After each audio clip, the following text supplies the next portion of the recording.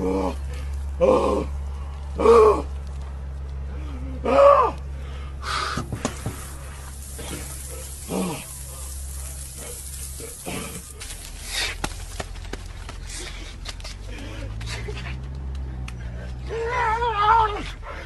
Ah! Woo! Woo! Oh! No! Oh, no! Holy, what the f is going on?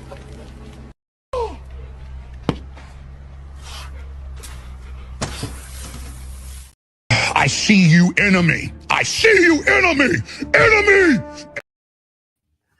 Dude, that video is so funny, man. That guy's about to turn into the Hulk.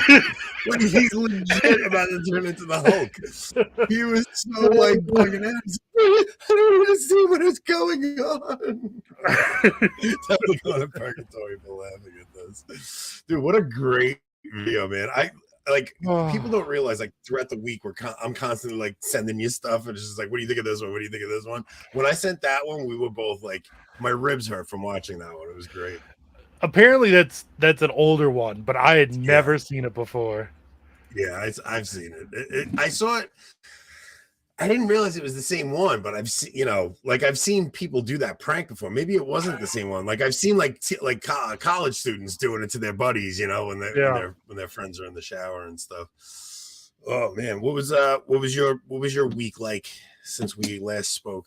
Oh wait, you know what? Wait, before that, we're back. This is our first live show on YouTube for a while. Yeah. In 2 weeks.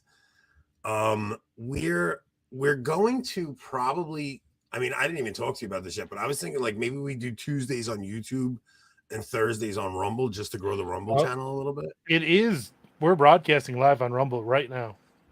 Yeah, I know, but if we force everyone to go over there, it's like, because most people are going to watch on here because of the comments. Like, you can't really comment. If we're going to be on Rumble, we'll do what we did last time. We'll bring the comments up on the screen and everybody will engage with us over there. But people that are watching on Rumble right now aren't really engaging with us. So I find. Oh yeah, what did you do? Let's get to that because. Well, so our YouTube account is now synced up with Rumble. It might take a few weeks, but all of our videos are going to sync over there. And then just for the heck of it, I checked out Odyssey, and syncing up YouTube there was super easy. So most or all of our videos should be available right now on Odyssey too. So, Molly, where do you think we should go? Like, what's our best option? Because if we get the boot over here again, we're gonna have to go somewhere. And Samantha, we would do that all the time. Like, we would get in this. Oh man, I remember one time we took the hose into the bathroom while my brother was in there, and we were squirting the actual ice cold hose on him while he was in the shower. He was freaking out. We did a lot of awful things to each other as kids, but hilarious. Yeah, let's see. Rumble is lame. The Rumble live chat is a lot harder to use, though. Yeah, definitely. I think Rumble is a good option, but YouTube is just much better. Yeah, definitely. You can't look. There's a reason everybody goes to YouTube. It's because it's the most intuitive. Everything works seamlessly. But I think maybe since everything's going to go automatically to we'll broadcast live to Rumble because the live shows on Rumble do get a bigger audience. Yeah. And then with both Rumble and Odyssey syncing automatically, I think those channels will just grow slowly, naturally. And then if we do get the boot, then we're forced to do it. And so be it. Yeah, I would just if we got the boot and if we had a little cushion over there, But I'll tell you, when we had that one show over there, we wound up having, there's only 22 in here now. There was 50 in the Rumble live chat that day. So, yeah. Who knows? I think everyone was excited because we got the boot. It was, maybe, you know what I mean? they wanted to come and check it out. So I've been dealing this whole week with my son's truck. Insurance. So this truck was it was worth about $6,000. So in all honesty, my father-in-law built it. So there was my father-in-law owned a mechanic shop that he just sold. Actually, he doesn't own it anymore. But But while he still had it, he had one Hummer, had a perfect motor, and the Hummer itself was demolished. And then he had another Hummer with a body and the frame, everything was perfect, but the motor was shot. So he switched the motor from, the beat up one into the good one. He put a lot of time into this. The blue book value on the car was like $7,000, but we didn't pay anything for it. So when I went to insure it, I was like, okay, so what do they want for collision and full coverage? They wanted like $520 a month because he's a 17-year-old driver. And because it's a Hummer. You know what I mean? Hummer. Like, yeah. And I'm like, all right, he's got a Hummer. I'm like, if he drives more than 10 months, I made my money. Like if you go 10 months, that's it. You spend $5,200 on insurance for the year. So I'm like, all he's got to do is make 10 months, and then I'm in the green. And how long did he make? 2 months. He made 2 months.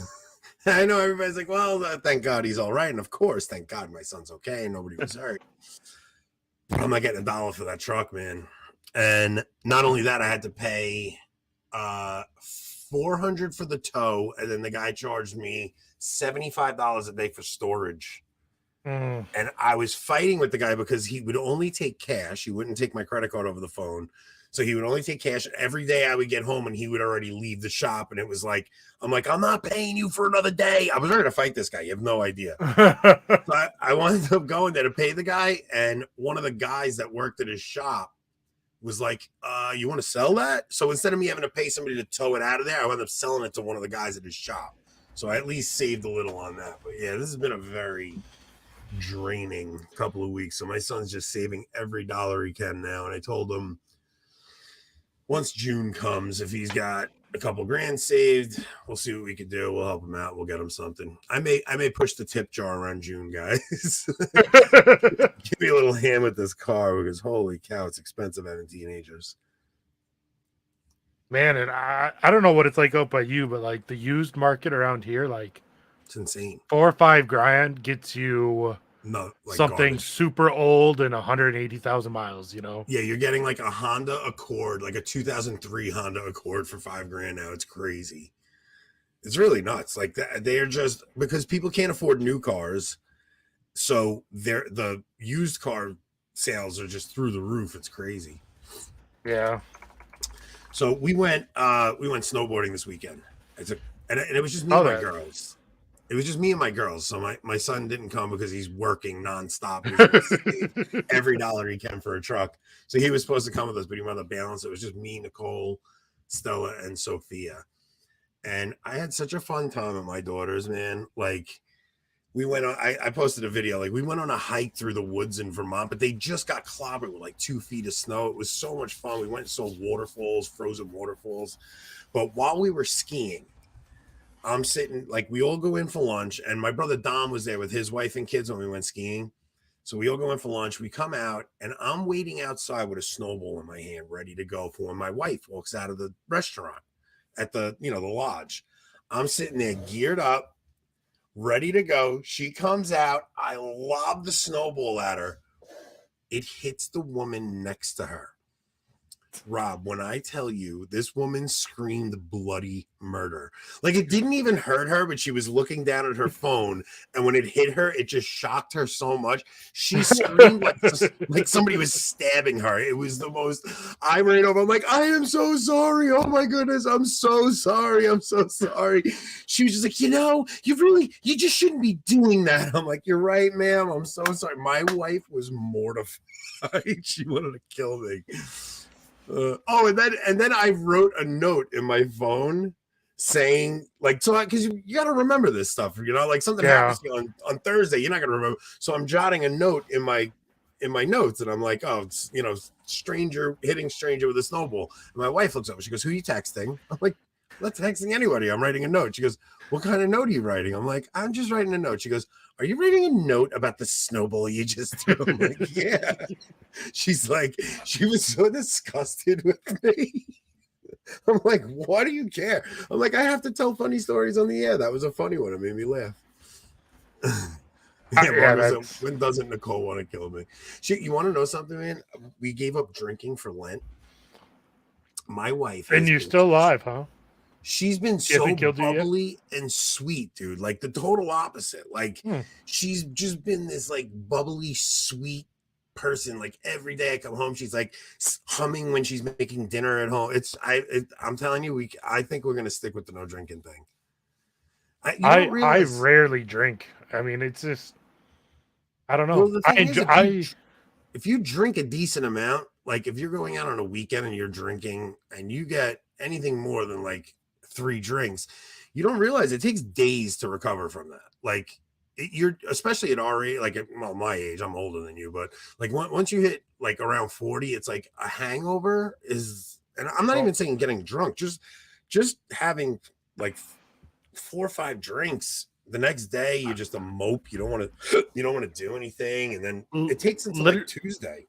literally my 30th birthday, I think I had 4 beers, and I was hungover the next day, and it's been that way ever since. Like I can have up to 3 now, and have nothing the next day. But if I get to 4, even if I'm only just not even hardly buzzed that night, the next day I feel terrible. What's funny? That's because I have a 3 drink rule when we do the show, right? Like because the 1 or 2 times I had more than that, I really I was so upset with myself. Like I wasn't 100%. I said anything stupid on the air, so it was like I really did set a 3 drink limit. Now, if I have 3 beers while I'm on the air with you, I could go to bed 10 o'clock, wake up the next day, and I'm fine. But if I had that 4th, I'm like a nightmare the next day.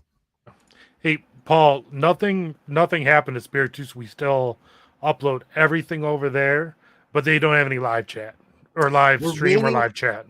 Yeah, we're waiting on Spiritus to get their act together with the live chat stuff, and then we're going to try and push everyone over there. So Molly says 4 or 5 drinks and not being drunk. I can't imagine that. So, I mean, I weigh 225 pounds. So, I mean, Mrs. C's my wife's size.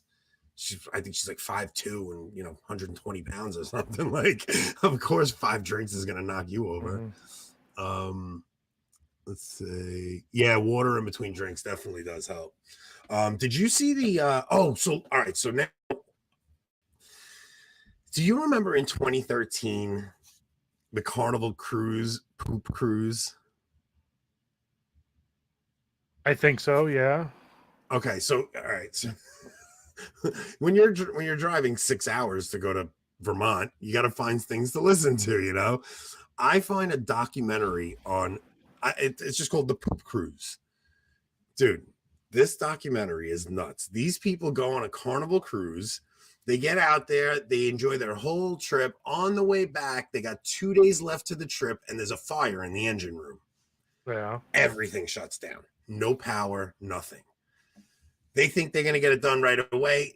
You're now going on like 24 hours of no power. The boat is now drifting because the anchor couldn't even be let down because the anchor is electric. So they had to actually get manual anchors out eventually. But so the boat's actually drifting off course now. It's going out of the way. They were supposed to be home the next day. They wind up spending 6 or 7 days out on this cruise ship with no ability to flush toilets. Okay. So not even, all right, listen, dude, you have no idea. So they hand everybody these little red garbage bags and they're like, okay, look, if you go number 2, you got to do it in here and then just tie it up and leave it outside your door and we'll send somebody around to pick it up. If you got to go number 1, just go in the shower and use the shower drain because you can't flush the toilet, but the shower drain will take it out. Now they say this not realizing that even the shower drainage needs power. So now at the end of it, I'm sure. So it fills up with urine. And now the boat is rocking like this. And the urine is coming up out of everybody's showers throughout the entire boat. Rob, the entire boat is saturated in urine. So you don't know this about me, but I have a very queasy stomach when it comes to stuff like this. It's not even like it grosses me out. It just triggers a gag reflex. Yeah, you can't even handle it hearing about it, dude. This boat, I'm talking. You got to realize now, a Carnival cruise, they're the cheapest cruise you could get, pretty much. That everything's lined with this 80s carpet, It's just like everywhere you go, every room, every hallway, everything. Why are we listening to this trying to eat dinner? I'm sorry, guys. This is a funny thing I watched. So listen, now they said nobody could sleep in their rooms because the rooms smell so bad. So they set up canopies out on the main deck, and they call it Tent City. They have so much video of this because people are videoing everything. It's crazy. So now I tuned in at the perfect time. So, dude, now the news finds out that this is going on. And the news, every station, it's a 24-hour news cycle. They got helicopters hovering overhead to get as much sighting as they can. So the news is reporting it as the poop cruise from hell, which is kind of weird because that implies that there could be a poop cruise that's not from hell. like I don't understand what they're saying, but they are.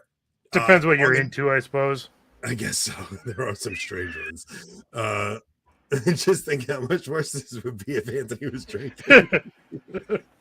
So listen, so now they're so the news is reporting it as this horrible thing. Now on the boat, what's crazy is the people on the boat come together. So like you would think it's pandemonium and mayhem. So the first day they realize this is happening, there's a 3-hour wait to get food. People are hoarding Lucky Charms and whatever they can because they know they're going to run out of food. It's gonna turn Lord of the Flies. Yeah, that's what they're terrified of, right? Ralph is gonna get it, dude. It's wild. So everybody's trying to hoard food and all this, and they have to like get everybody and like give people rations until a boat comes and supplies them with more food. Now, once this boat supplies them with more food, the people on the boat they have no idea that the news is covering this. Like they have no internet. There's no power. They're out in the middle of the ocean. Nobody has an internet connection. They have no idea. All they know is that there's a helicopter overhead. They don't know if it's a rescue helicopter. They don't know it's News Channel 4 or CNN watching them.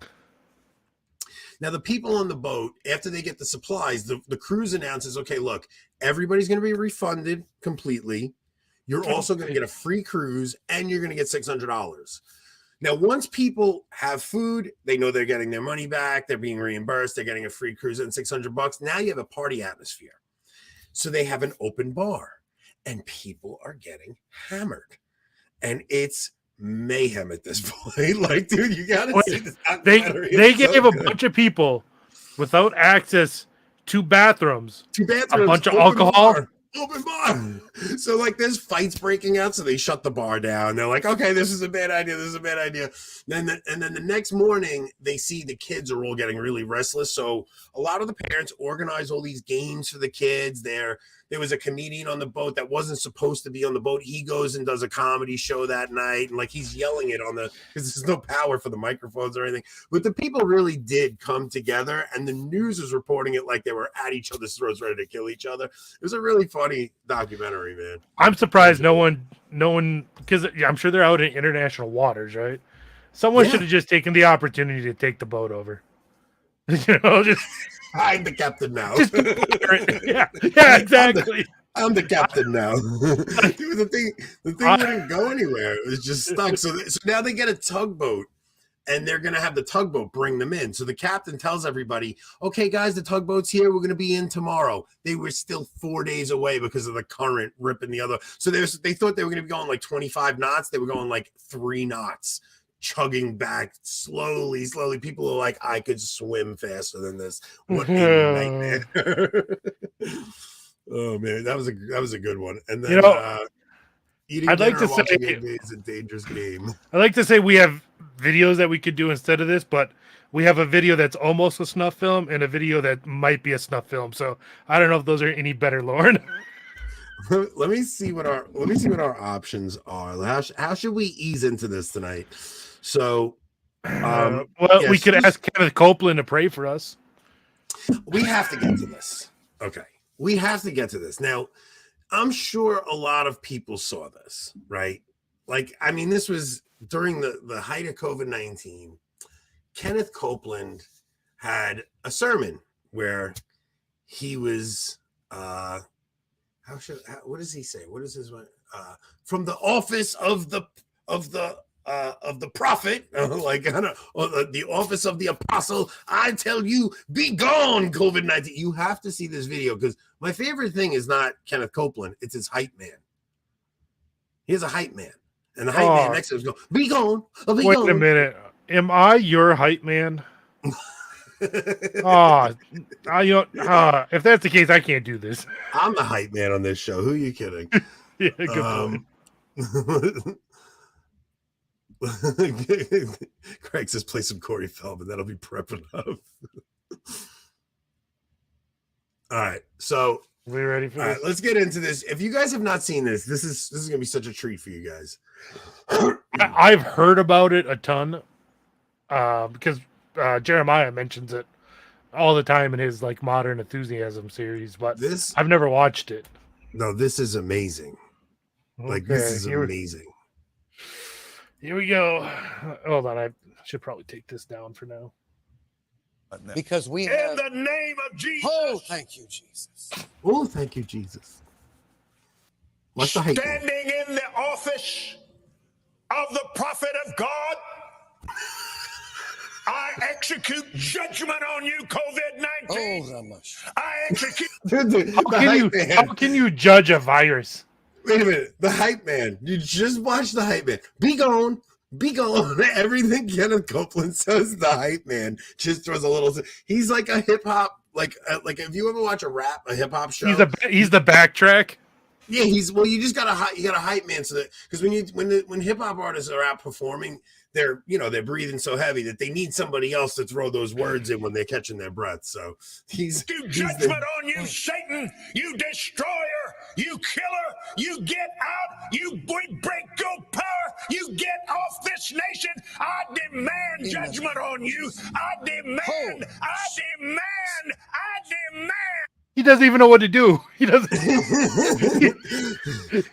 I want to find a way to isolate just the hype man and the things he's saying because he's like, he knows he's supposed to say something, but he's not sure what. It's great. I might be able to do that with enough time, but I don't know. Let's see. A vaccination to come immediately. Yes. Yeah, that worked out so well, guys. Thanks, Kenneth well. Copeland. This is your fault. Thanks, Kenneth Copeland. You hooked everybody up with an immediate vaccine. I call you done.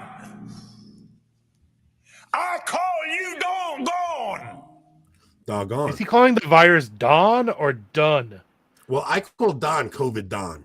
So maybe Kenneth Copeland knows Don. It's Don's fault. It's Don's fault. Wait, hold on. I have something for that. Oh, why would Don do this? You come down from your place of authority, destroyer. You come down and you crawl on your belly like God commanded you when he put his foot on your head. On your head. You will destroy through COVID-19. No more. No more. No more. No more. No more. Is finished. Finished. 3 years later, here we are. All right, so wait. This is the thing.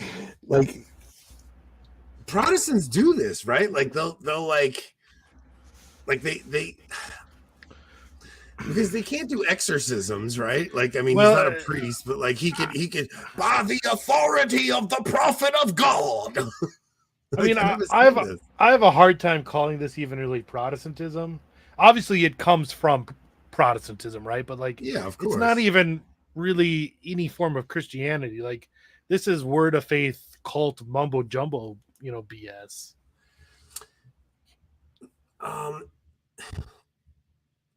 I mean, they all think they're reading from the Word of God.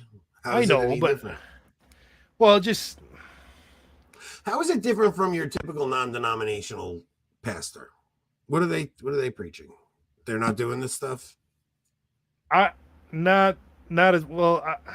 Maybe not quite to the same level, but like some of the stuff like Copeland and the other Word of Faith people believe is like nuts. Like they think Adam and Eve could fly and go out in outer space and like swim and breathe underwater with the fishes. You don't think they could do that, Rob? Yeah, he says infomercial product. Yeah, it's teleevangelism, right? So I guess you'd have like Benny Hinn. Benny Hinn. You'd have like he would be in there, Joel Osteen, right? But Joel Osteen's more just like positive thinking type. It's the same thing. They believe like like faith is in like almost little faith capsules, and like that's if you put enough faith in something, like you have like power, and I don't know. You'd have to watch Paleocat. It's really bananas how all right, so like the Catholic teaching on our suffering being united to the cross of Christ is so much more like explanatory for like, because when you read scripture as a Protestant, you're going and Jesus is like, well, your faith has healed you. Well, your faith has healed you. Well, your faith has healed you. So they hear that and they're like, well, if you're not healed, obviously you don't have faith. Like that's really how they see it, instead of having any understanding of redemptive suffering and joining your sufferings to the cross of Christ. Yeah. Caitlin says, I demand that train get back on the rails. Gird up your axles and get back on that track. Is there any more to that? I just back up a 10 minutes so you can hear the hype man go, be gone, be gone. On your head in the Garden of Eden. You will destroy through COVID-19. No more! No more. No more. No more. Is finished. Finished. It is over. And the United States of America is healed and well. Thank you. But we're healed and well. That's it. But screw the rest of the world, apparently. Look, he demands as the prophet of God. All right, so now I know everybody's seen the Christian cha-cha-cha. We gotta show it while we're on what? this. The what? The Christian cha-cha-cha. No, it should have been right next to Copeland. Oh, I forgot. I'm sharing my video. Hold on. It should have been right next to Copeland.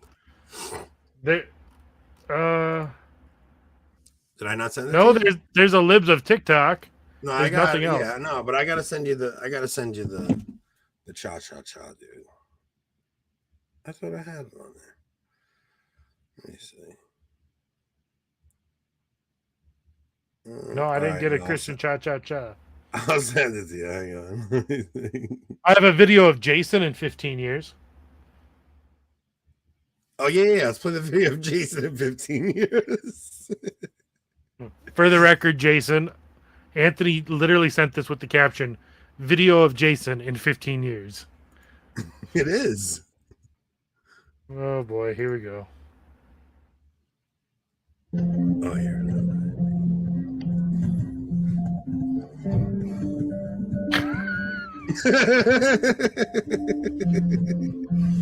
I don't even know why I said that. What is the world coming to? What is this? I don't know. All right, wait. It's coming to you. Hang on. All right, we got the Christian cha-cha-cha. If you guys have never seen this, you guys have no idea what you're in store for right now. Let's see. Are you sending it to me, or are you actually going to try to share it? No, I can't share anything. I'm terrible at this stuff. I just go. sent it to you. You should have it. I've never seen this, by the way. You've never seen this? No. Oh, it's amazing. Wait till you see it. This is great. Hey y'all, this right here is the Bible Slide featuring the Freedom Band. And this time we're about to get holy, holy, holy, holy, holy. Holy, holy, holy. Everybody clap your hands. Clap, clap, clap, clap your hands. Clap, clap, clap, clap your hands. All right, we about to have some spiritual milk. To the left. Take a step of faith. Pray once this time. On the devil, let's stomp. On temptation, let's stomp. Bible slide real smooth. Now praise and shout. To the right. You guys not do Take a trivia step at all of faith. anymore. We'll talk Jump about out the trivia. boat. We'll talk about Right foot, trivia. let's go. At the end Left of the foot, show. let's We go. are doing trivia. Okay, that's enough of that. Yeah, that's enough. Yeah, but I just sent you another video that I want you to play, because don't think that these kind of cringy things are limited to the Christian world, because we've all seen when celebrities decide they're going to sing. Let it be. Let it be. When I find myself in times of trouble, It's George Costanza. Mother Mary comes to me, speaking words of wisdom. Why? Let it be. Did you see this random? Are we gonna get copyright stricken because of the song? Yeah, probably. Ricky Lake. Why Ricky Lake? Speaking words of wisdom. Let it be. Like what? Let it be. Let it be. Who are some of these people? Let it be. Whisper words of I know him. Yeah. Wait, who's this? No, it's Norm. It's Norm from Cheers. Why is Norm from Cheers on here? So yeah, I was just trying to show that, like, don't think that the cringe is limited to the Christian world. There's a lot of cringe out there. And You know, if we do get a copyright strike, it really just does everyone a favor, because I'll just have to mute that part. yeah, well, there's one thing we got to go over, because I do give the ladies a lot of crap for their driving, and my boss installed these cameras in our vehicles.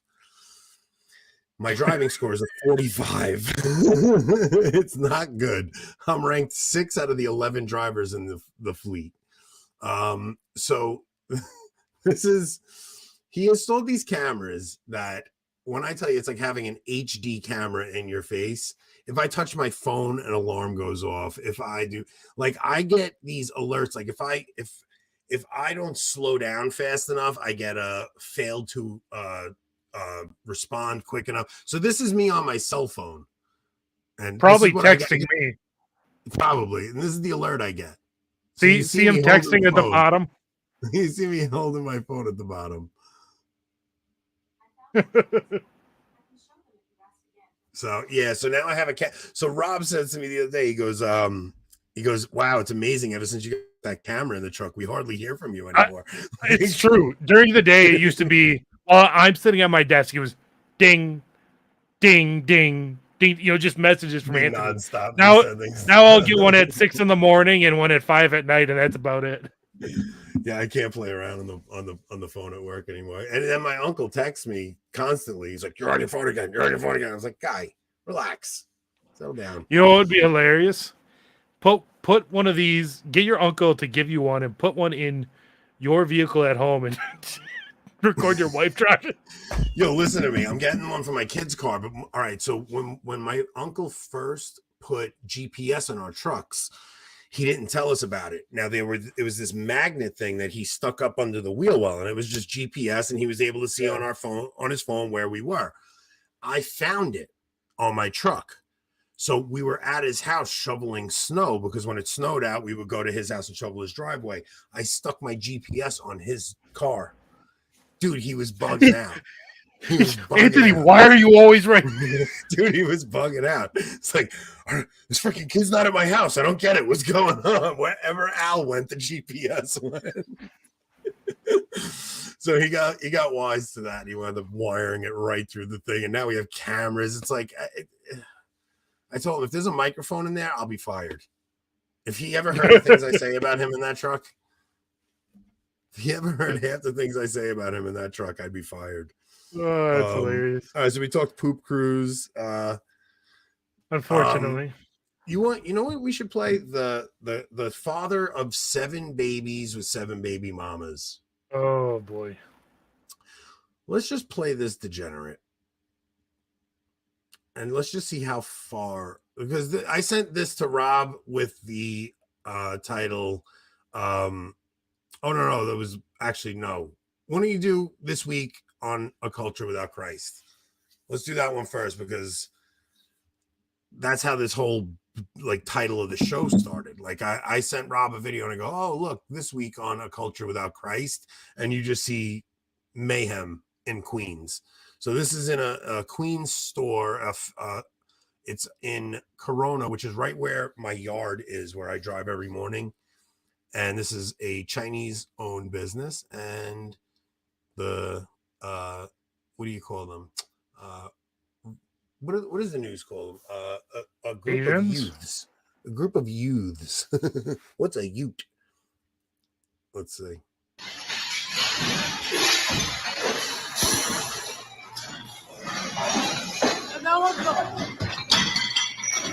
For no reason. Like for no reason whatsoever. Hold on. I should probably. And then what the fuck? Oh, wow, yeah. Probably don't need video or audio on that. You don't even need the audio. And the thing is, so what they do is they form these mobs basically. And they'll just decide, okay, that's the store that's getting it. Now, usually they'll hit like a convenience store that they could go and rob candy and things like that. But there's a lot of Asian hate in certain communities. And the like Asians catch a lot of flack from. They're lucky they did that in New York and not like in Koreatown in LA. They'd have Koreans up on the roofs taking pot shots at them. Yeah, they were Rooftop Koreans. They were calling them. Yeah, Rooftop Koreans, Roof Koreans. Rooftop Korean. Where was that? That was in California. That was during the LA riots. Yeah, because those riots happened right outside and inside Koreatown. So all the Korean store owners got up on their roofs with South Korean assault rifles and laid down the law pretty good. So we'll go from that into the guy with 7 baby mamas. Now, I hope I cut it off before he. I think I did. I think I cut it off before he curses. We'll put a language warning up just to be no, I did. I made sure I cut it off before he curses because towards the end of the video he just drops a bunch of awful language. But you could play it. This is the Roof Koreans, guys. You're not showing it. Wait, I'm not showing it. There we go. Yeah, Rooftop Koreans. Look how happy he is. That guy has never been happier in his whole life. Yeah, he gets to defend himself. Pop off a few rowdies. Let me. Everybody loves the video. Rooftop Koreans. Here we go. Yeah, this guy's a degenerate. Oh, gotta turn up the volume. Now, before you even play it, though, here's what I'm going to say: the guy's logic is spot on. If there's no God and what they say about abortion is true. It's consistent. It's logically consistent within itself. It's no different from a pro-abort woman's point of view. Yeah. It's just from the male angle. Deadbeat. Because I tell them I was being irresponsible, not wearing protection. But I always tell these women that I got pregnant that I do not want to be a father to these children. And I offer to pay for the abortion.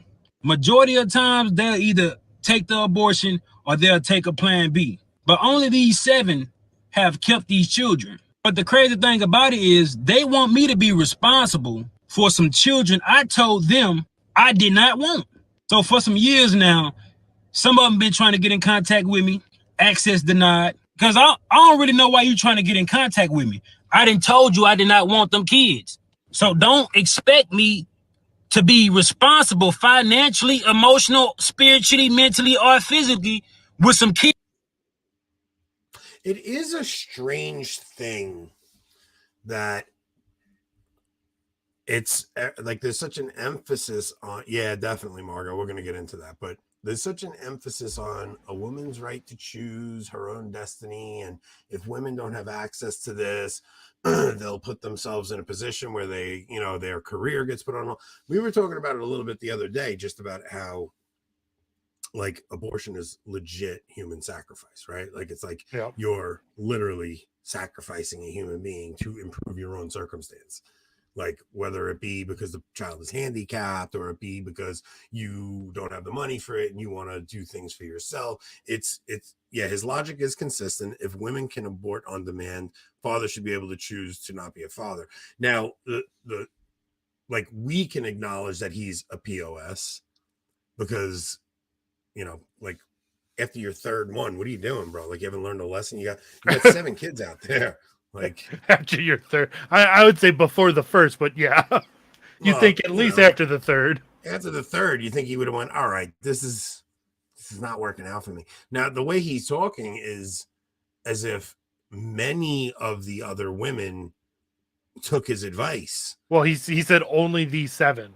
Only that means there's 7, probably at least twice that number that aborted. Which is just so insane, man. It really is. Like, you just like, well, just think about. They figure a third of our generation, millennials, you and me, a third of our generation was lost to abortion. That's got to be 50% now of Gen Z. That's crazy, man.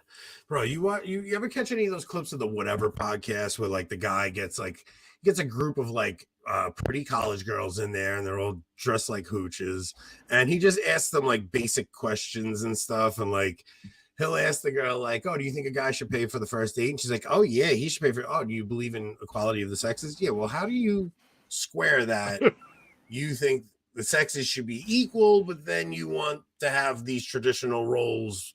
You want the men to play these traditional roles. Well, like, and none of them can ever answer it. And it's like so many, including men, are just victims to feminism, dude. Like it has rotted everyone's brain. I actually caught a clip of it was Gavin McInnes on Fox News from years ago. He was on with Hannity, and there was a woman on with him, and she was so mad at him because he said women would be happier if they were home with children instead of out in the work. They were talking about the gender pay gap. And she's like, you said women would be happier if they were at home. He goes, they would be. She goes, well, what about me? I'm working. He goes, you'd be happier at home having kids. He goes, you really think you're better off sitting here with me than going home to some little kid going, mommy, mommy, mommy. It's like every one of us, including myself, have just been so rotted by this ideology. It's one of those things in that tweet I sent you that we were probably actually going to discuss next week. Oh yeah, you can bring the tweet up because I actually spoke to the guy who wrote it, and he has a thing called foundational fatherhood, I think. Yeah, or it was just a list of foundation father. Yeah, foundation father. It was just a list of things that everyone should say to their daughter, and then there was another one that every father should say to his son. So let's go through the daughter one. I can't really see it too well. Okay, so I can read. So you are beautiful. If a girl doesn't think she is beautiful, the father is to blame. A girl craves male attention and validation. She seeks it out. She desires it most from her father. A good father will provide that attention and validation. Number 2. Okay. Well, let's stop with each one and let's just go through it. So, that is so beyond important. Right? Like everything he's saying there is 100% accurate. So before Joseph Chiambra left the church and went to Orthodoxy, I used to watch a lot of his interviews, and a lot of the things that he went through where he was involved in that lifestyle, a lot of it has to do with the father wound, right? Like his father was never affectionate with him. So like he always made a point to always say, like, fathers, hug your children, like make sure you're affectionate with your children, tell your children you love them, and make sure, especially with your girls, you're constantly telling them how beautiful they are, because they are going to go and seek that validation from somewhere if it's not from the father. Yeah. I mean, going through the list, the other list about what you should say to your son, like the 12 things that are listed in that list, like I wish my dad had said, all of those things to me. Yeah. But anyways. Yeah, we could do the son one. Well, maybe we'll just do daughters tonight, and then we'll do the son next time, because it is a pretty long list. But the next one is I love you. Yep. There should be no doubt about this fact. Your daughter should feel her father's love is as certain as the seasons, as predictable as the sun rising in the east. Say it so often that she is drowning in the words. Couple this with plenty of hugs and physical affection. So I'm gonna say, like, my dad was awesome with his boys, right? Like, my dad taught all his boys to be men, taught all of us how to work. But he was never like very affectionate with my sisters. And like my oldest is 15, and like she'll still snuggle with me and watch a movie with me. You know, like she comes and like if I'm sitting watching TV, she'll sit in front of me. She'll be like, "Daddy, can you rub my back?" And like I'll give her a massage on her back, stuff like that. Like that feeling like appropriate affection from a father is so vitally important. I think telling them they're beautiful is important, but it really goes beyond that. They need to feel secure in their love, and that comes from physical time. Yeah. So, well, that was especially why I had such a great time with my girls this weekend, right? Like actually going and like spending time with, and you really got to spend one-on-one time with your daughters also. You can't just do it because Rob, like you have your third on the way. And what happens is it's easy to get into the habit of you come home from work and you take them all as a group to give your wife a break, right? Like, and then you go on vacations and say you go to, you know, an amusement park, you're with all of them. But to do things individually with your kids is so vitally important. It's like my wife makes me take my girls out on dates. Like she'll make me. She'll be like, "Aunt, go and, you know, you need to go and have dinner with Sophia or something," you know, like if I forget about it. So for girls, their relationship with their father will be the first relationship that they have with a male, and that's the stage for them going forward. Yeah, definitely. And also them seeing how you are with your wife is really important. You know, it's like them seeing like how much I love Nicole is like they would kill to have a husband that loved them like I love my wife. This is another reason why our culture is so bad, is because it perverts these healthy parental relationships. Yeah, I mean, nothing will mess kids up like bad parents, right? I mean, you see so much of the rainbow nonsense you see is because you have mothers that are basically have Munchausen syndrome by proxy. So like there used to be, if you ever watched The Sixth Sense, you've seen The Sixth Sense, right? Where the little girl comes to him because the mother was feeding Wait a her. minute. Bruce Willis was dead the entire Bruce time? Willis is dead the whole time? That was a funny set of tweets. That was a good tweet. So yeah, so the daughter, the mother was poisoning her because keeping her sick, the amount of love and attention that everybody was pouring out on her, like that, it's Munchausen syndrome by proxy. So now they don't do that so much anymore, as people love to say, "Oh, I have a furry child," or "I have a trans child," or "I have that." Like it really is a new Munchausen syndrome by proxy. And they say like the number one factor in somebody that has same-sex attraction, a lot of it is an overbearing mother and an absentee or abusive father. There's also a study that shows that in like 70% of people who consider themselves trans, they either lost their parent of the opposite sex, or something happened where there was good fear of losing that parent, whether it was divorce or abuse, abuse, serious illness, something to where they felt like that parent of the opposite sex was lost to them somehow. Yeah. Yeah, I mean, I have a trans cousin, and her relation, well, now him, right? But it's really her. No. Her relationship with her father was abysmal. Like, it was almost like you thought she did it as a middle finger to her dad. You know, it's just, it never fails. Whether she realizes that, yeah, I'm sure that's exactly what it was. Yeah, like if you ever saw, like, my wife is the most girly girl ever. Like, my wife is such a girl. Like, my sister actually said that to her one day. She goes, "Nicole, you are such a girl. Like, she's a very feminine, dainty girl. She likes to look pretty. She's just." So between her as the female role model and me as the male role model, like, my kids, there's never going to be a question of what, you know, I'll never have a non-binary issue in my home. That's for sure. All right, what's the next one? Number 3, mimic your mother. A daughter should seek to be like her mother, and her father should encourage this. Yeah. A daughter should hear her father praise her mother over and over. It should be part of the aroma of the house, and she should seek to mimic what brought such praise. Yeah. Yeah, that's a great one. All right, what do you got next? You do not have to pretend to be a third-class man to be valuable. To be a woman is a glorious thing. A daughter's femininity should be encouraged. Women have a particular type of strength and power, both of which should be cultivated with tenderness.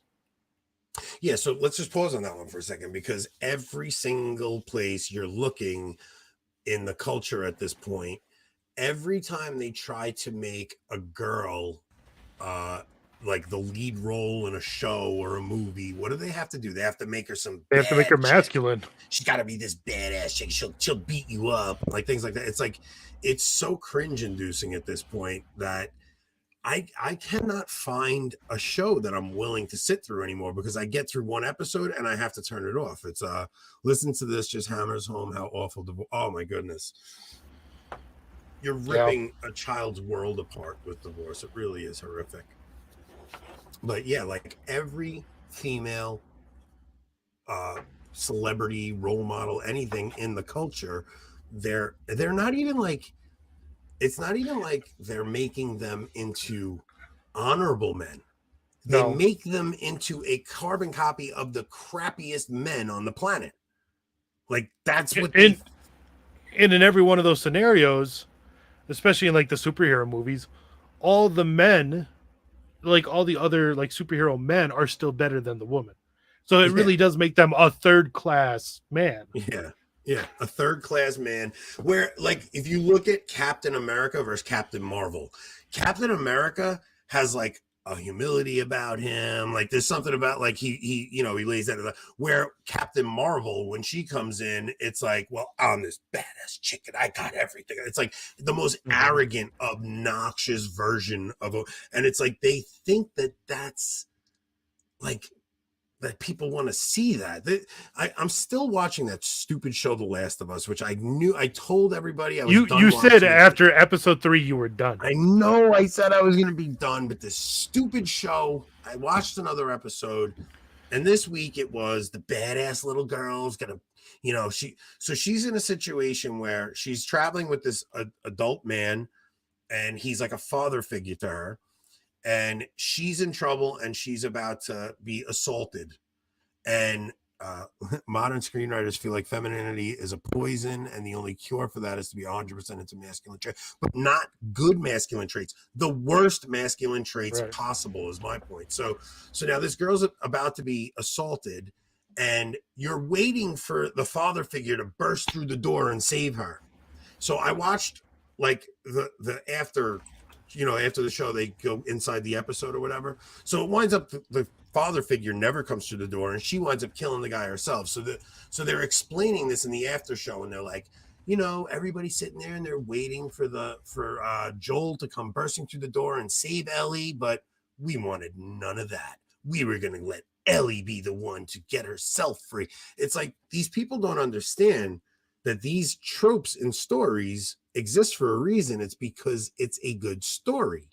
And we like these archetypes. Like you want the man laying down his life to save the woman. Like that's literally the archetypal story of Christ. And there's a reason that it works. So when they try to invert these stories, they don't realize that people just want to turn them off.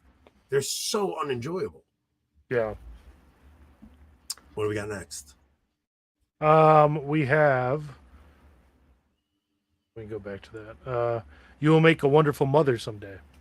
A woman is a portal through which new souls enter the world and are nourished. She should not be tempted to toss aside her birthright. A father should honor motherhood and create a home where the joy of children is embraced. Yeah, I mean, this goes back to the argument I had at my in-laws, right? Where when they asked my daughter, what do you want to do, after high school? She said, well, I want to have a family. I want to be a mother. And they all were like, you need to worry about a career. And that turned into that whole debacle I had with my in-laws of me telling them to stop shoving feminism down my daughter's throat. If my daughter says she wants to have a family, let her see how I would never say to my daughter she can't go to college.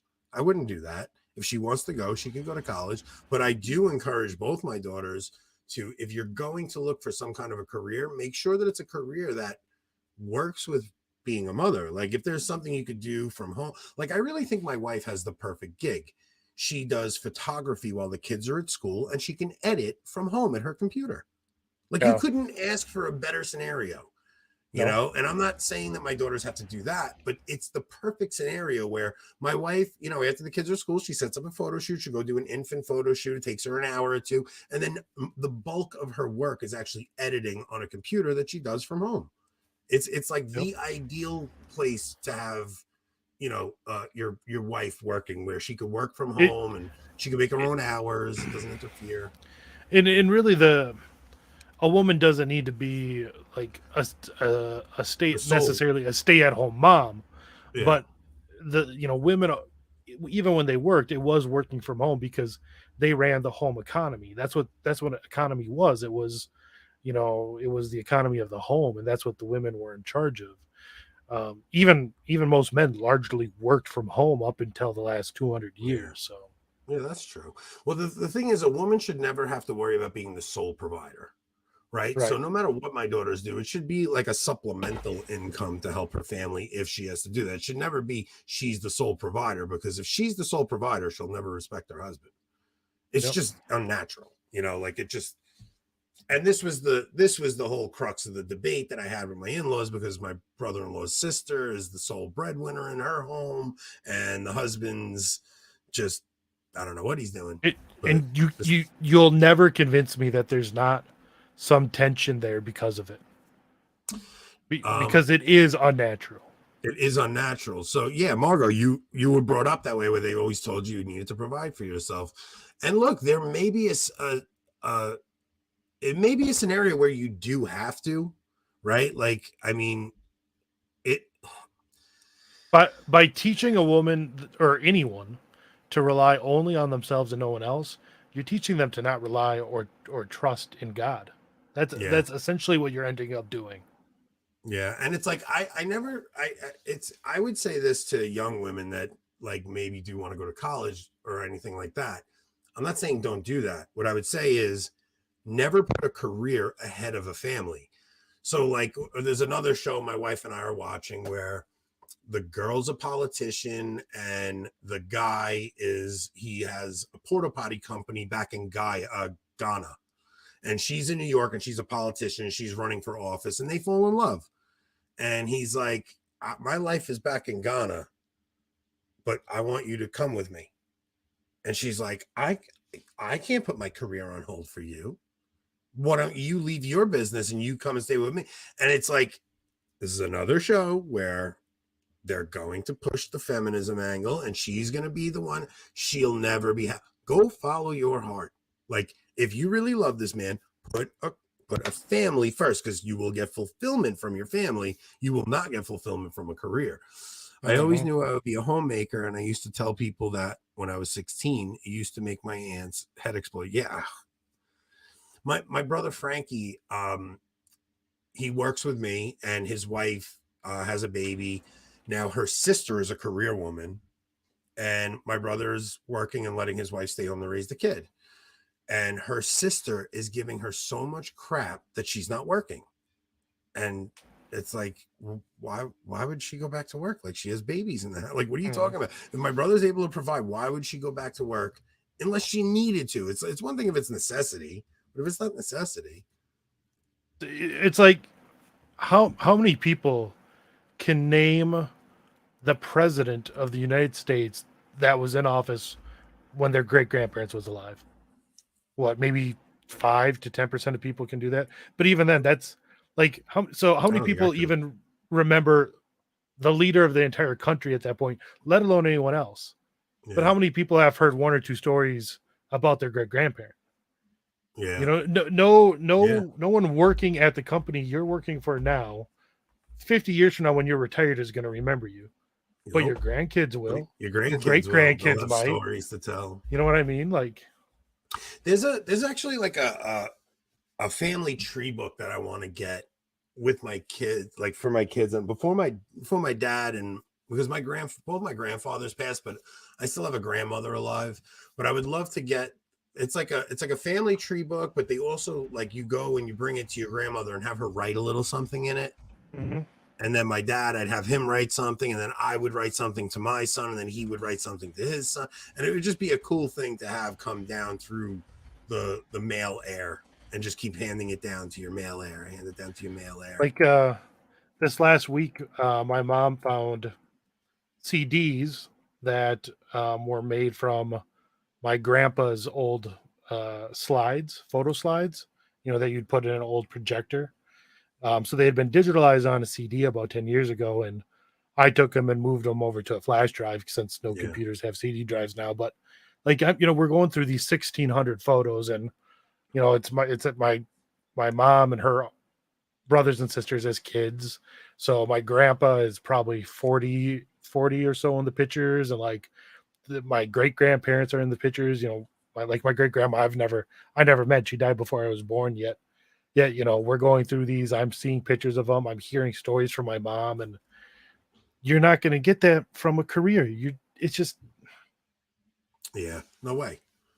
And it's like there's such a fulfillment. Like I tell my wife, like, because she's always like, I feel so bad for you that you got to sit in all that traffic and your whole life is your job. And I'm like, no, it's not.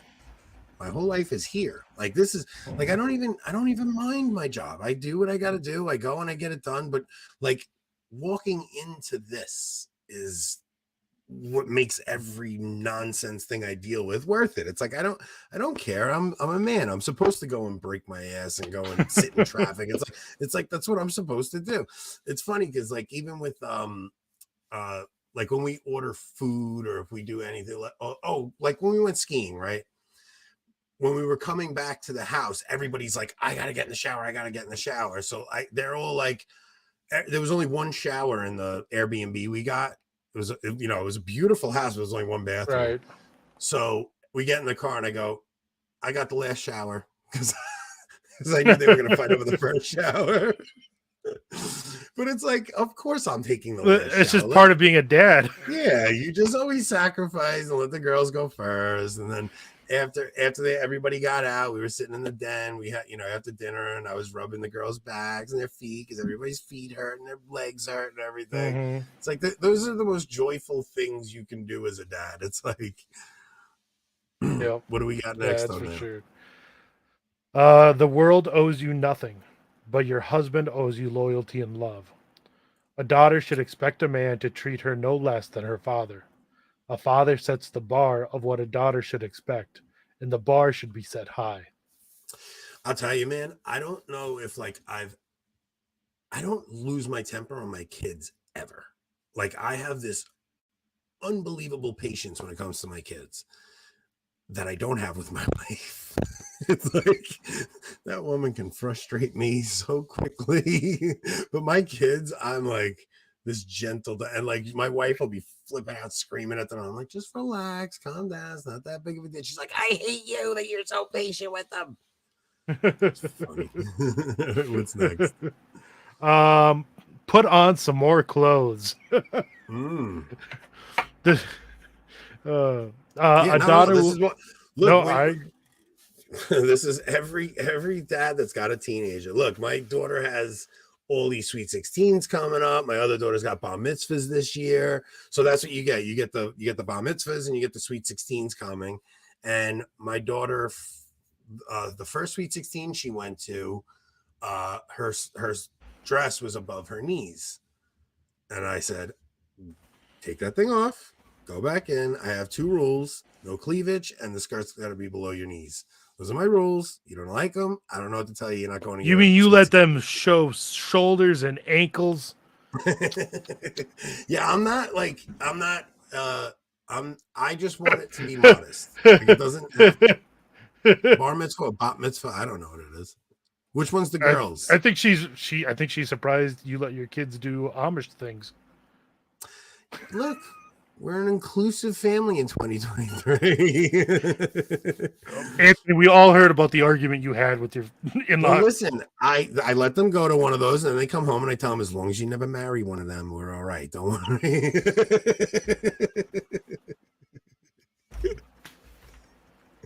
Everything's fine. As long as you don't marry one, we're good. Don't worry. You could go to a little party. Don't worry. You could go, break some plates. You want to smash a glass and a napkin? That's all fine. Just don't bring one home for marriage. That's all I care about. Okay. A daughter will be tempted to draw attention to herself, and a father must call her out on it. The father should be in charge of the wardrobe. He knows what boys are like. Mothers and daughters are often naive about these facts, and that is so true. Women do not get it. They cannot get it. No, they don't. They don't know. And the thing is, when you try to explain it, they think you're talking about yourself. And it's like, no, do you have any idea the prayer that goes into practicing custody of the eyes and not being a degenerate like every other man? Like, you're not meeting that guy out there right now. That's all I'm telling you. And it's going to be difficult for you to meet that guy. Like, this was true 100 years ago. Imagine how much more true it is today. Yeah. And it's like the conversation that I had with my daughter recently was just explaining how the most godlike thing that we can do is the marital act. Like it's like there was a Scott Hahn talk where he talked about it, and he said, look, sex isn't good. It's not great. Frosted Flakes are great. Sex is holy. And it's like, it's such a godlike thing that when the two become one, 9 months later, you have to give it a name. Like, that's like, love is life-giving. And there's nothing more godlike. There's no way to participate in the divine more than when husband and wife come together and you create new life. Like, it's literally the most holy thing that you can do. Now, that doesn't, it's just the idea that, like, you don't give that away. Like, that is something so precious that you only get to give away one time. And the conversation was, I know everybody around you tells you it's impossible to wait, but you have to make up your mind. And you have to say to yourself, I am not doing this until marriage. And if you just say, I am not doing this till marriage, you'll stick to it. There are plenty of people who do it. But if you put it in your head that, oh, maybe I'll have to slip up, you'll never make it. It'll never happen. And I mean, not to be like overly practical or utilitarian, one thing that makes it easier is like not waiting as long as people do these days. Like, get married young. You know what I mean? Like, yeah, no, seriously. So it's like when I'm talking to my son, I'm like, Nick, you need to really be thinking about like a career early on. Like, you need to, you're in 11th grade, but you should be thinking, what do I want to do? Because you need to get your act together so that you can provide for a family. Your sisters don't need to be the sole provider, but you do. So you need to really be thinking, because if you really don't want to wait until you're 35 and you want to get married at 21, 22, you really got to figure this out. It's not easy being a guy. it's a lot of responsibility. I think that's one thing that makes the whole push for everyone to attend college really kind of rather diabolical, because now you really are pushing off marriage and children at least another four years, right? If not maybe longer, because then they have to get established after college. And like, suddenly you really are in your late 20s before you think you're even remotely ready. Yeah, so Molly says that's why the trade should be encouraged, because at the end of the day, that is guys getting married before they can support even just his wife. So the thing is, my son has my job to fall back on if he needed it, right? Like if he needed to, he could come and work at the company I work for. It's my uncle's company. So I wish my father made the point of getting established earlier so I could be in the provider role sooner. Yeah, that's definitely. So, like, he has that as a backup, but ideally for my son, I would like for him to figure out something he likes to do and start a business. Like, I want him to have that entrepreneurial spirit. Like, there's just got to be something that he clicks with, that even if I can help him with it, I want to, ideally that's what, because anytime you can provide for yourself and you're not reliant on someone else, that obviously that's better. You know what I mean? Like, and the thing the thing about my job is all right, it pays well, but it really is a lot of commuting and it's not a lot of time off. It's like it's a lot. My job really does tax your physical being. Like there's a reason why I could retire at 55. It's because I don't think my body would make it much longer than that. You're doing physical work your whole life. It's rough. Jenny says her son is a junior. You should see the homecoming dresses these girls. Oh, my son's a junior also. I see them. And my daughter's a freshman. Have you seen this stuff the freshman girls are wearing? It's crazy. Yeah. Like it's like they all think they're one of the Kardashians at 13, 14 years old now. And there's mothers encouraging it. And the fathers don't say anything. The fathers just sit there like, they're afraid to talk to their daughters. It's crazy. They're afraid they'll be seen as a caveman. Yeah. Yeah. They're all terrified of their wives is what it really is. Yeah. And if you don't, like too many men are terrified of their wives, afraid to speak up and say something because their wives will lose it on them. So what's the next one? Respect what? Respect the strength of your brothers. A daughter must know that her brothers will one day be men. She may be able to overpower them now, but that will not always be true. She might need their strength one day, so she should start respecting them as early as possible. Yeah, I'm going to say something about siblings. Because I've seen this in a lot of families where the parents don't even mean to do it, but they build a competition between the kids. And like if you say something like, why can't you be more like your sibling? Why can't you be more like your sister? Why can't you be more like your brother? You have no idea the trauma that you're giving to your kids. Yeah. So to see that in some relationships I have, as opposed to how my mother raised us. Like my mother raised us where I think I've said it before, but like if I did something wrong, if me and my brother are fighting, she'll convince me I was wrong, convince him he was wrong. We both come in apologizing to one another. Never was there competition. Or instead of saying, why can't you be more like your brother? You can be like, why don't you go see how your brother can help you do this better? Yeah. Because they're a team. I mean, family, that's what a family is, right? You got to be there for each other. The hardest part of being a dad is keeping your family together. Like it's the most important thing you do. And that's what actually determines whether you had a successful life or not. So my parents ruined my relationship with my siblings by setting me up as the public example, always a competition. It's such a thing that's not discussed nearly enough. But I've seen it in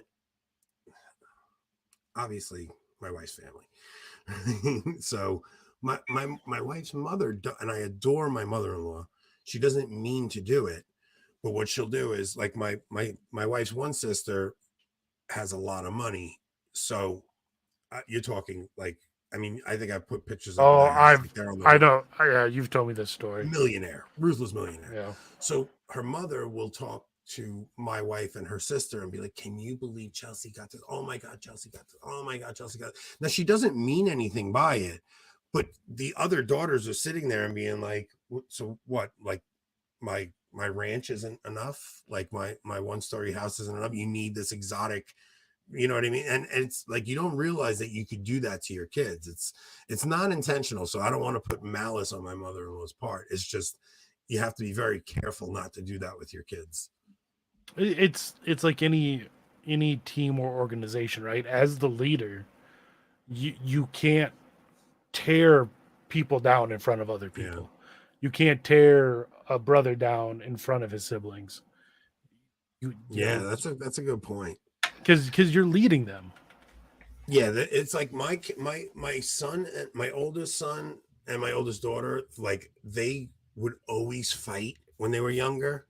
And there was a turning point where now, like, they kind of have the same friends. And instead of fighting, like when I got mad at my son recently, my daughter stuck up for him. And I was like, it was like the greatest moment. I was going to say, that's awesome. They're no longer enemies. They're now teammates, you know? And it's like, there's nothing better as a parent than when you see your kids becoming teammates instead of, in competition with one another. Yeah. Rick, that's sad, man. Like I honestly, when I hear stuff like that, it makes me so sad because I have such a tight, close family. I have 8 siblings, and every one of us talk all the time. Every time we have a little get together, it turns into a huge party because there's so many of us. Like my brothers, if I called them right now and asked them to do anything for me, they'd drop what they were doing and they would come for me. Like it really is an amazing thing to have a close family that's all there for each other. I know it's not always doable. I know there's a lot of times you have to cut people out of your lives because they're just toxic, and sometimes you have a toxic sibling and it's just you have no choice but to cut them out of your life. But if it's at all salvageable, you should always try. Mm-hmm. Number 9, I'm sorry, please forgive me. So just to remind everyone, these are things a father should say to his daughters. Not so his I'm wife? sorry. No, she should be coming to you for forgiveness. That's every father, I would say. I was channeling my inner Anthony for that. Every father messes up. Every father gets impatient. Every father has moments of weakness. Every father fails. For daughters, these mistakes can cut deep. Can cut deeper than for sons. Tenderness and humility are required. Yeah. So Rick says he's a lot younger than his other siblings, and that does play a part. So I think I was telling, I think I might even said it on the show. Like because there's 9 of us, there's the older 4. So it's like my sister Michelle's 45, Dom's 43, I'm 40, Mikey's 39. Then there's an 8-year gap. Joey's 31, Teresa's 29, Chrissy's 28, Janine's 27, and Frankie's 23. Or it's like, it's like that there's an 8-year gap. Now my brother Frankie's 23, I'm 40. We're 17 years apart. I didn't know Frankie. Gen Z. Yeah, dude, I didn't know him. My son is 17 and Frankie's 23. They're only 6 years apart. Me and my brother are 17 years apart. Yeah. You know what I mean? Like I'm closer in age. My son is closer in age to him than I am. But so when I was getting married, Frankie was like 6 years old, so I was out of the house starting to have my own kids, and Frankie was still a baby at my mom's house. So until he hit his teen years, and when he was like 14, that's when I started to pick him up and take him to come and hang out. And he would come and, I would take him snowboarding, just me and my brother, just to have that time to spend with him. It really is difficult to have a big family and to keep everybody together. It's not an easy thing. I can imagine. 10. I'm listening with full attention and full eye contact. No phone, no TV. A daughter must have her father's full attention when required, and a father owes her that. Yeah, that's a hard one in today's modern era, man. You got to put your stupid phone down when your kids need you. Yeah, it is hard, but like I'll notice when I'm doing it, and it just makes me feel terrible. You know what I mean? It's like they deserve more than that. What's the next one? Your words have the power of life and death. Use them wisely. A daughter must be taught that her words matter. They can cut and they can heal. They can build her house up or tear it down. A father must teach his daughter not to whine, not to nag, not to gossip. I have news for you. You can teach your daughter that all you want. She's a woman. It's in her nature. She's going to nag. She's going to gossip. She's going to whine. But that's why it's on this list and not on the list for sons. Because guys, when they want to tear someone down, it'll come to blows, right? Yeah. but women will use their words, and I think there's a whole women are professional complainers. They're just women gossip. They all do. Look, the complaining thing. It's like, it's every woman is just like this. It's like they're always looking at what they want instead of what they have. It's like, just take a look at what you have and be grateful for what you have. Stop worrying about what you want or what you need. And I know it's not all women. I'm obviously speaking in generalizations, but gossip's a hard one for ladies. especially online these days, right? Gossip, yeah, hard to avoid for women, but nagging, gossip is hard for. about that. I refuse to Samantha. I don't believe you. Careful, she might nag you for it. I've hurt people with words and relationships that never recover. It's something I wish my dad taught me. Yeah. I always think it's crazy how many women actually watch our show, because I think like the analytics on YouTube in general are like, it's like 75% male, right? And when you look at our show, we have a pretty even split. It's like 60-40 male to female. Yeah, I'm always surprised by that, because everybody always says I'm a chauvinist and I'm a misogynist and all this stuff. And you know what's funny? The chat, maybe this isn't so surprising considering what we're talking about, but the chat is definitely 70% women. Yeah. Tonight it is, that's for sure. But number 12. Honestly, I think that they like I think that there's not many. I don't know. I don't even know how to say that. Like, I don't know. I love that women watch our show. Like, I don't ever want it to just be some, like, we joke around. And here, Tim Flanders thinks you make fun of women too much. I just think when guys have no women around, it gets ruthless real quick. We don't have any boundaries and things devolve real quick. So, how many we got left? 1 or 2? 2 more. Okay. Number 12. Your household will need you. A cubicle farm will not. C.S. Lewis said the homemaker has the ultimate career. All other careers exist for one purpose only, and that is to support the ultimate career. That's a great quote. The only reason to have a career is to support, your home. That really is, like, there's no other reason. Yeah. Yeah, dude. And it's like, I don't want to just write off like all my wife does is clean and stuff. It's like, if you knew what it takes to actually run a home and make sure the kids are where they're supposed to be, and that, like, dude, I'm not even kidding. Like, me and my wife are going away tomorrow or Thursday. We're leaving Thursday. We're not getting home till Sunday. My kids have dance every day while we're gone. My kids have all these things they have to do. My wife got them rides to everything. Like, there's different people picking them up on different days to make sure they get dropped off. They're staying at my mom's one night, her mom's one night, her sister's the other night. It's like, my wife has that stuff down so well. Too bad your son didn't have a car. I know, he could have helped. He could have drove them. Okay, last one. Do not marry a man who can't tell you no. A man who can't stand up to his wife is a man who won't stand up for his wife. A daughter must be taught to seek out men with backbones, men who are dangerous in the right way. Life is too short to waste on wimps. He won't say no to you. He also won't say no to temptation. That's what I would say. If he's too big of a coward to say no to you, he will not put that porn addiction down. Nor will he say no to an Italian who calls at 8 a.m. on a Saturday morning asking to do a podcast with him.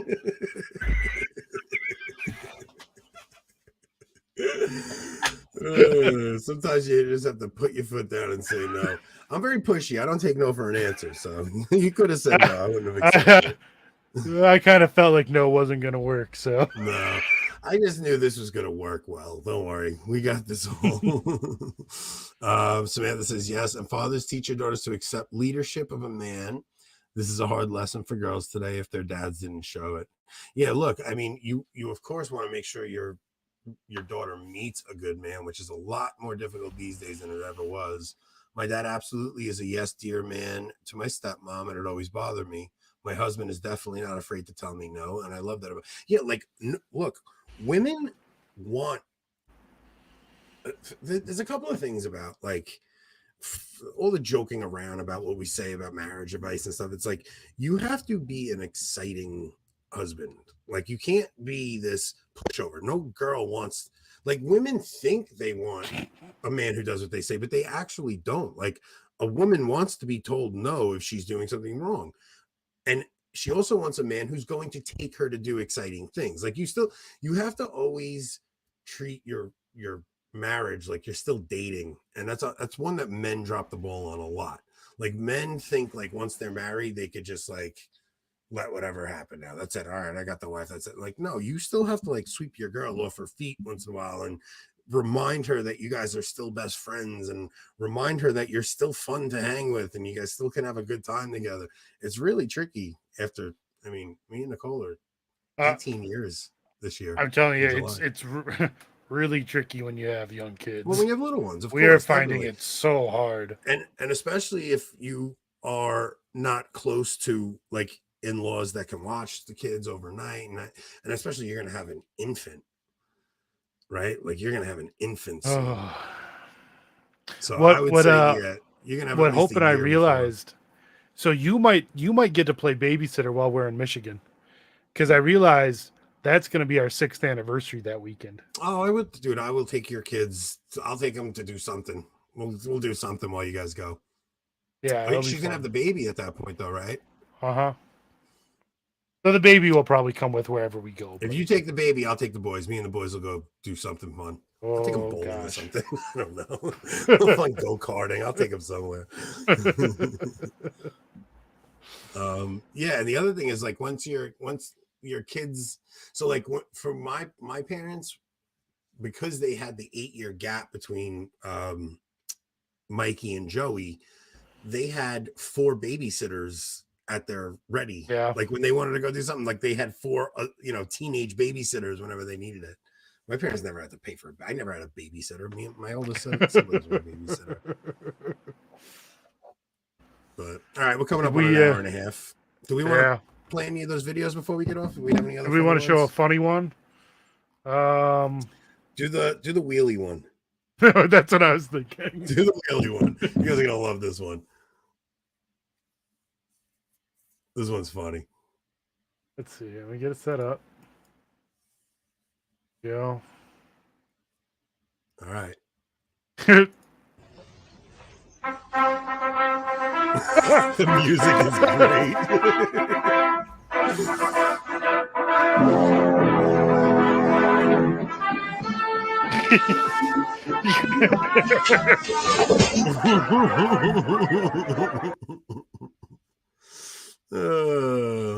All right, so Margot wants a trivia update.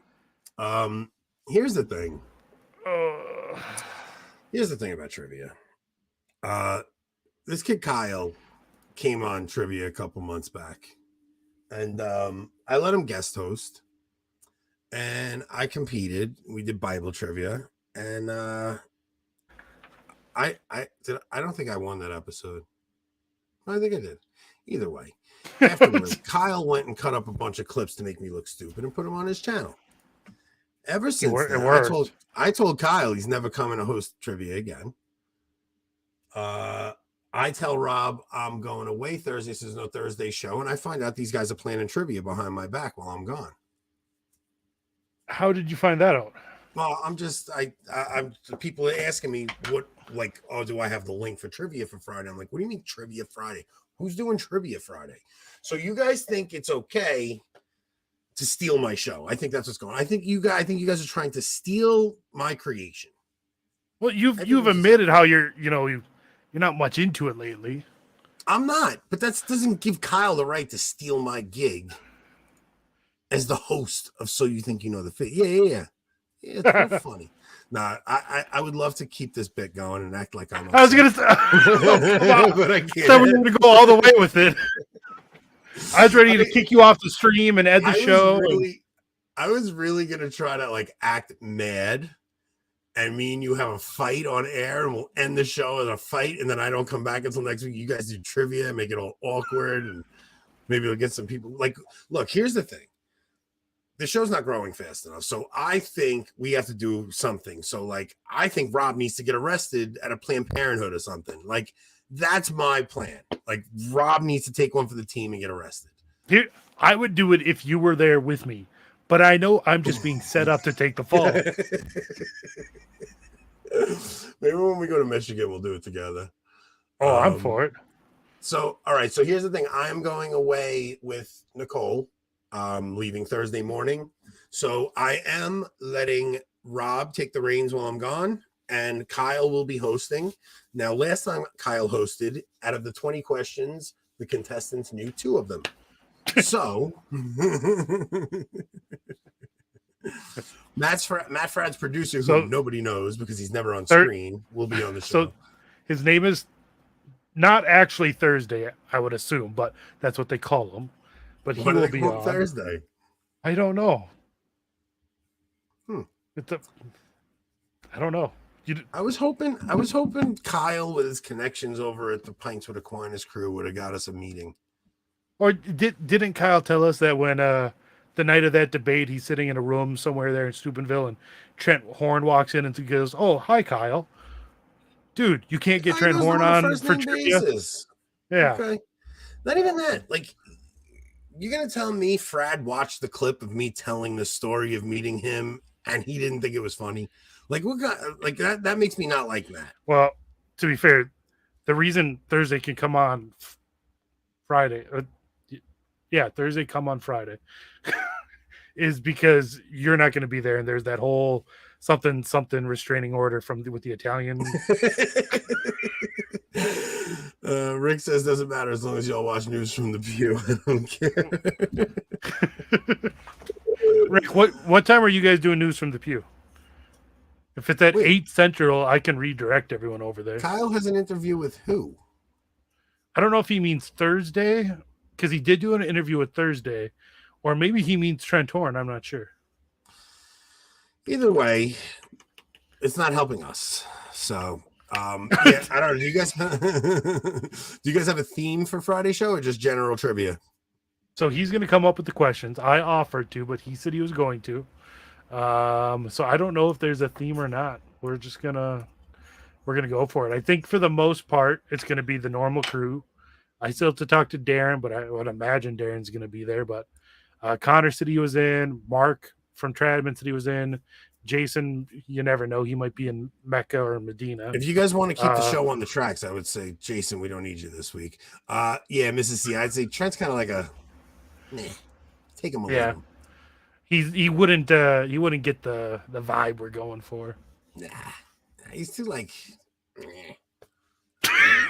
like the funny one in that relationship is clearly his wife, right? I mean, true. She would be fun. She'd be fun on the show. She would be good on trivia.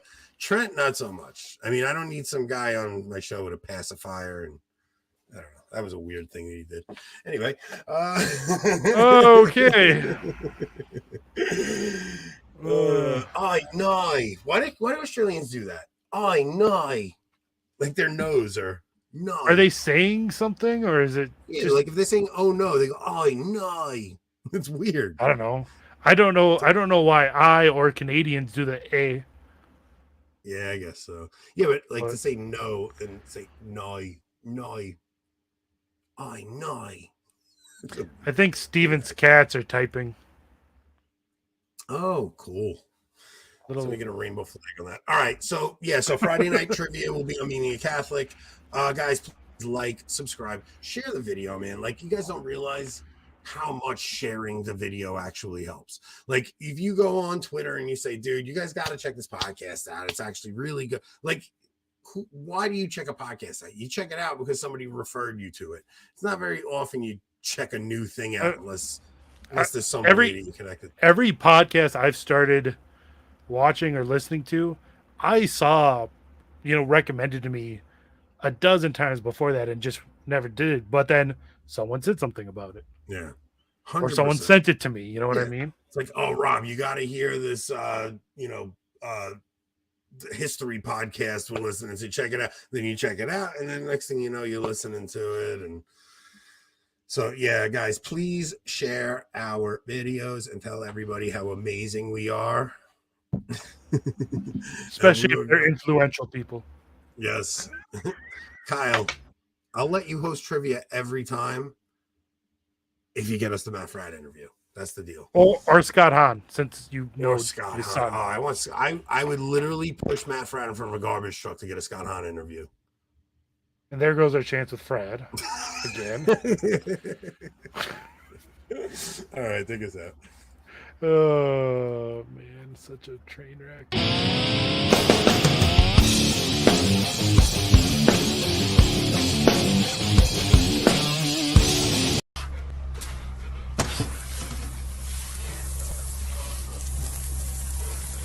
Oh,